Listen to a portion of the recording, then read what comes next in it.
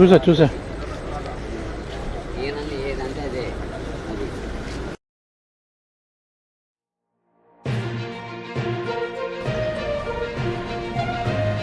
చంద్ర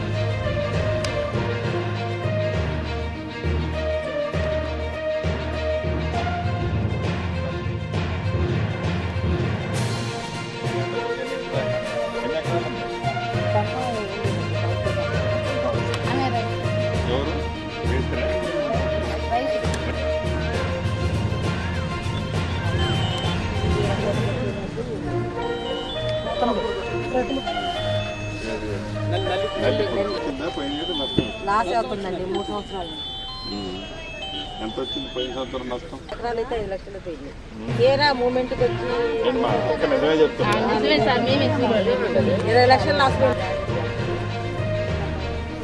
plan అయిపోతుంది అప్పుడు వస్తే వ్యవసాయం మనకు సంవత్సరం మొత్తంలో ఇప్పుడు నుంచి మొదలెడితే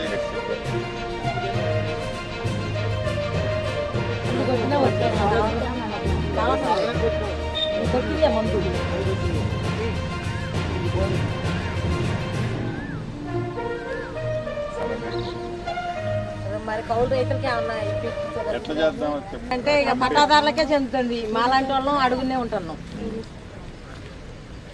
రైతులు తిరిగినే ఉంటారు. ఇక కూలి వాళ్ళ రకంగానే ఉంటాం. చేస్తున్నాం వ్యవసాయం 30 ఏళ్ళ నుంచి చేస్తున్నాం. ఏరుబడ్డ కానీ చేస్తున్నాం. కౌలు ఈ 30 ఏళ్లలో ఓవరాల్ గా ఏంటంటే లాభం ఉందా నష్టం ఉందా? మరి 5 సంవత్సరాల నుంచి ఎక్కువ వచ్చింది లాస్.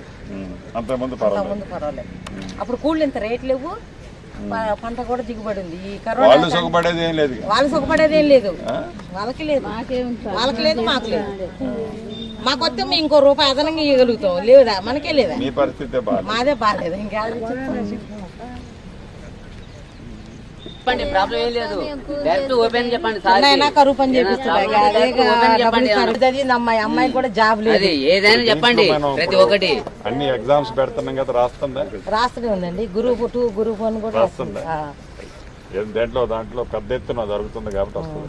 డిగ్రీ పాస్ అయ్యింది చిన్న అబ్బాయి కూడా. పడితే ఒక నాటికి వస్తుంది. చాలా కష్టపడకుండా కాదులే.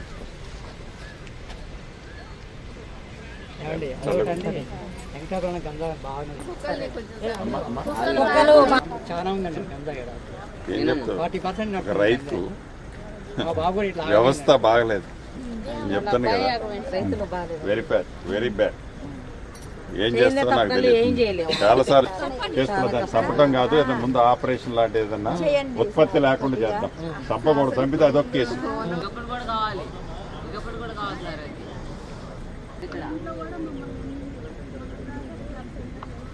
ఓవరైతుంది కూడా